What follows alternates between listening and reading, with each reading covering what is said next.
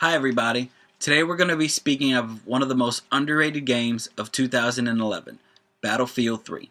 This action-packed modern-day first-person shooter has much to offer its fans, from realistic weapons and vehicles to destructible environments and huge maps. The things we will be taking a look at today are story, graphics, gameplay, multiplayer, and audio. Enjoy. Story.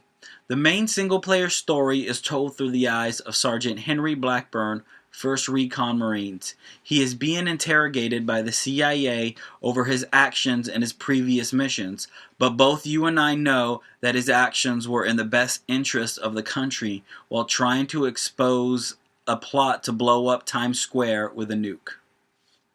I believe that you acted in the best interests of our nation when you let a Russian agent go and shot your own man. But we can't. Nothing can be corroborated. This is insane. No one can verify the third nuke even exists. Graphics. This is where I found the game to be a bit lacking.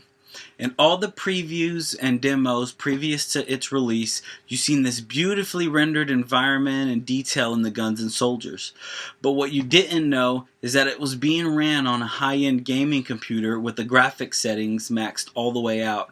So when I popped it in and it looked like every other first-person shooter, I was a little disappointed. Gameplay.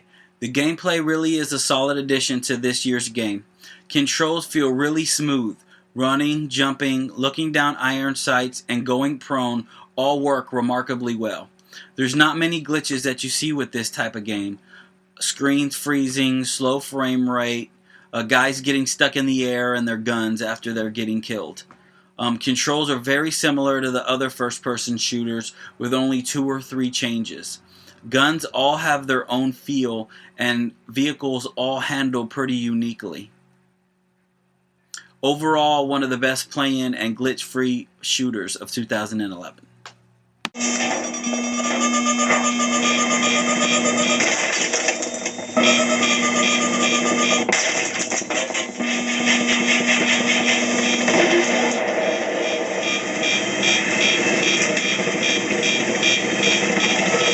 Multiplayer. This has to be one of the game's most fun features. It really is a step up from all its competition. There's a total of 10 maps and they're incredibly huge. Walking from one end of the level to the other could cost you a couple of minutes. It's 24-player matches with vehicles ranging from armored golf carts to tanks, helicopters, and even fighter jets. There's multiple game modes ranging from capture the flag and search and destroy to the ever-classic team deathmatch. And here's what you can expect from the multiplayer.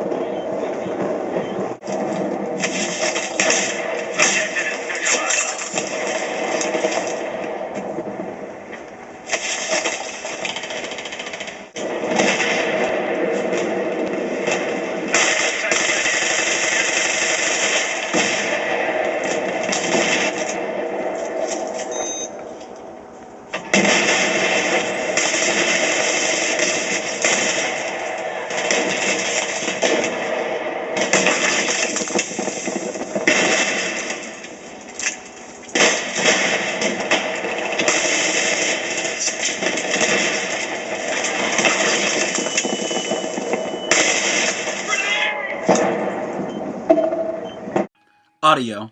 I feel this has to be one of the most underrated features of today's first-person genre.